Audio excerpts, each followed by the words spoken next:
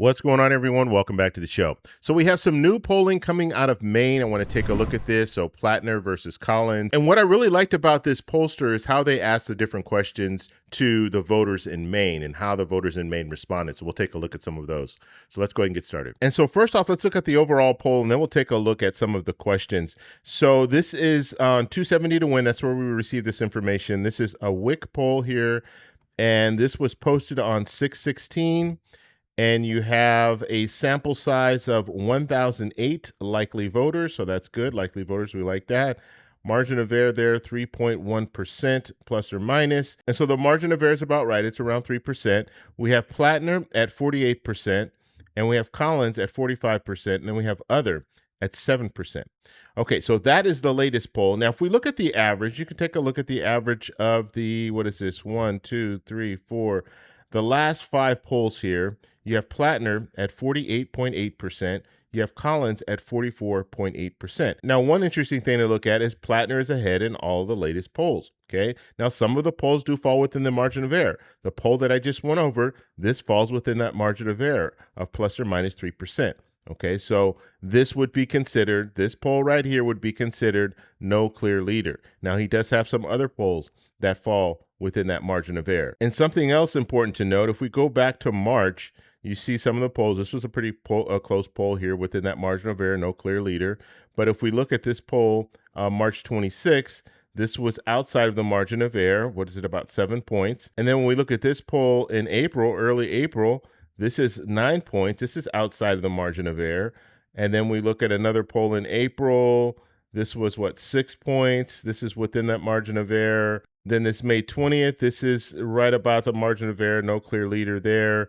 And then we have the 27th here. This is important, okay? This poll was, what, 9 points, okay, outside of the margin of error. Then the scandal broke. The texting scandal broke. And then after that, look at what happened. We have, what, a 5-point margin there. This is within that margin of error. And then we have another poll that came out much closer, 2 points within that margin of error. And then on June 12th, we have another poll that came out, just a 1-point lead for Plattner. This is within that margin of error, so no clear leader. And then we have the poll today. That's 3 points. And this is within that margin of error. So you see that this race has tightened, and it started to get closer at this point right here. And this is when the scandal broke. So we do see an impact just looking at the polls. Now, obviously, some polls could be outliers. Some polls are going to show different numbers. They're not all going to show the same numbers. But when we look at the pattern early on, we saw a pattern where Plattner had a larger lead, and now his lead is much, much smaller. So let's take a look at this WIC poll. Now, this is the actual poll that was put out. And you have, and basically they're asking different questions as far as, are you a registered voter? Do you plan to vote? And so you see the percentages here. Most people do plan to vote that were polled here. And one thing I always like to take a look at is I like to look at how they feel about other politicians. So President Trump, job approval. So you see this is pretty standard. It's going with what we're seeing all over the U.S. So this is not anything different. You're pretty much looking at the high 50s when it comes to disapproval, and so that's pretty much what we're seeing in other states and what we're seeing when you ask the question all over the U.S. And then looking at favorability for Collins, you see very favorable at 24%, somewhat favorable at 20.9%, somewhat unfavorable 12.4%, and then very unfavorable 42%. Her unfavorables are higher than her favorables. And we can look at this and say the people that were polled here, most of them are unhappy with Susan Collins. Now, when we move down to Plattner, you see something interesting here. So you see very favorable 29.1%, somewhat favorable 17.2%, somewhat unfavorable 6%, and then look at this, 47.4%, very unfavorable. Okay. Now, one thing that I do want to note, when we go down, and let me just show you this really quick, and then we'll talk about it. When we're looking at these different candidates, and what you need to understand is this is the poll. This is the poll that I just went over at the beginning of this video. So you're going to have people that were polled here that are going to vote for Susan Collins. Okay. And you have people that were polled here that are going to vote for Plattner. And so when you start asking them different questions, they're basing their answer on who they're voting for. Okay. And so when we're looking at favorable, unfavorable, when we're looking at some of these other questions, you're going to see numbers that are going to reflect that. So the fact that Graham Plattner is at 47.6%, and they just round that up to 48%. That's what we saw. And then they round this down to 45%. The fact that Plattner overall won this poll is going to have an impact on how some of the questions were answered, or at least the results that we received from some of these questions. So when we're looking at favorability, unfavorability, that's what we're looking at. Now, even looking at, and if we go back to the unfavorable here with Plattner, even looking at this, the unfavorable here, it's still just a tad bit lower unfavorable than Collins. Collins was a little bit higher with the overall percentage. What this is telling me here is that you have some people that, I mean, Plattner's more of a, you like them or you don't like them. Okay, there's not too many people that are somewhat unfavorable, whereas in Collins, there was a little bit more that were somewhat unfavorable. But Plattner has more people that, you know, either you get them or you don't get them.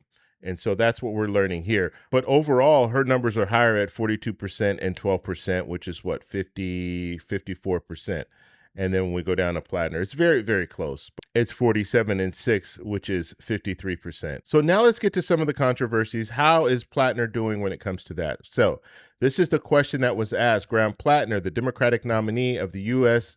Senate in Maine, has faced a number of personal controversies during his campaign. Thinking about these controversies together, has your overall opinion of Plattner become, and then here's the answers. Much more positive, you have 9%. Somewhat more positive, you have 6.2%. Now, this is kind of interesting, right? You're asking about controversies, and you have people that are saying that they feel even more positive, more positive, or somewhat more positive. And that's why I'm saying when we're looking at the overall vote, we saw that Plattner was ahead, not by much, but he won the poll when it comes to who do you consider voting for. And so about the same here, we're at 31.3%, somewhat more negative, 11.2%, and then much more negative, 41.3%, and then not sure, you had 0.9%. Okay, and then they break it down, so you do see the numbers here. So more positive, you have 91 people that said that. Then somewhat more positive, 62 people said that. About the same, 316 people said that. Somewhat more negative, 113 people said that. And then here it is, much more negative, 417 people said that. Now, this 417, as I was stating, if you go back up to the top and you see the number between Plattner and Collins, if you're looking at the actual votes, which we have those, the actual votes for Susan Collins was 458. And so then when we get to the much more negative, this question here, you have 417. And so we're getting a lot of those same people who were probably vote for Collins saying that this is much more negative. Okay, now you do have a somewhat here. Now this could be a concern for the Plattner camp because you do have 113 people that are saying somewhat. This goes over the amount of people who actually voted for Collins overall. And so I just wanted to throw that in there just to break this down just a little bit more. And we'll do a couple more here. So controversies, voter importance. Regardless of your own views, do you think the controversy surrounding Graham Plattner will be an important factor for most Maine voters in deciding how to vote in the U.S. Senate this November? Okay, so this is a question, and here we go. Yes, it will be very important to voters. You have 30.2%. Yes, it will be somewhat important to voters. You have 25.6%. And then you have no, most voters will focus on other issues. Now, this is important. This is the highest. It's 38.1%. Now, we've heard voters in Maine say this. They're saying that they're willing to overlook some of these different little scandals and controversies that are going on because the issues that matter to them most are not the controversies. They're focused on the economy. They're focused on affordability. And so they're willing to overlook. And then they're also looking at Susan Collins and saying she's been there for a long time and they want change. And so you want change and you want a better economy. And so that's why even though we're seeing that these controversies could have an impact on this race, you still have the majority of people that were polled here saying that they would vote for Plattner over Collins. And this is the last one that I want to leave you with today. This is the most important issues. It says, which one of the following issues is most important to you personally in deciding how to vote for the U.S. Senate this November? And there's no surprise what the answer is. 35.6% says the cost of living inflation. That is the most important issue. All the other issues, I mean, you have a few here. If we're looking at Social Security and Medicare, 11.7%. If we're looking at immigration and border security, that's 12.7%. And then we're looking at a candidate's character and personal conduct, that's 10%. So we do have some double digits here, but the vast majority of the voters in Maine, they're focused on inflation and the cost of living. And that is why this race is close right now. That is why Susan Collins is struggling. She is struggling because of the cost of living. Even when you look at, putting the other stuff aside, you put aside the controversies, people are focused on what can you do to make my life more comfortable. That is what they're focused on. And the fact that Susan Collins is a Republican and she has to defend the current administration's policies, that's going to be very hard for her. Now, I know generally, if we're looking at a poll that's this close, generally Susan Collins outperforms her polls. She's done that in the past. And so for Plattner to actually win in Maine, we're going to have to see numbers where his polls are up there 9 points, 10 points. If we don't see that, then there's a very real possibility that Susan Collins will be able to win, even though she's not leading in the polls. And so now I want to pass off to you. What do you guys think about the polling? What do you guys think about the questioning? Let me know in the comments below. If you like this video, please give me a thumbs up. Please subscribe for more. And remember, stay informed, stay engaged, and I'll talk to you in the next one. Bye. So that's all we have for this video. Make sure if you guys want to send me an email, you can do that, david@thetecshow.com. Like the video, subscribe for more, and check out these videos over here for some more great content. Talk to you later. Bye.